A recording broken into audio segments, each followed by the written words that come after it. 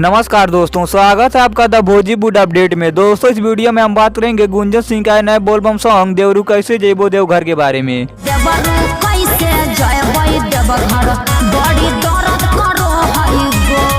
दोस्तों, इस गाने के बारे में बात रहे थे। इस गाने में गुंजन सिंह अपने भाभी को गांजा पीने के लिए प्रेरित कर रहे हैं, जो काफी शर्मनाक बात है।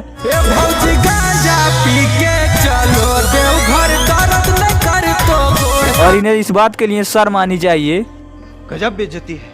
और दोस्तों, यदि आप भी गुंजन सिंह के इस बात से एग्री करते हैं तो आप हमें कमेंट बॉक्स में लिखना मत भूलिएगा। दोस्तों, इस गाने को अंतरा सिंह, प्रियंका और गुंजन सिंह की आवाज में रिकॉर्ड किया गया है। इस गाने को लिखा है अमन अलबेला ने और गाने में अपना म्यूजिक दिया है आर्या शर्मा ने। कौन है ये लोग, कहाँ से आते हैं?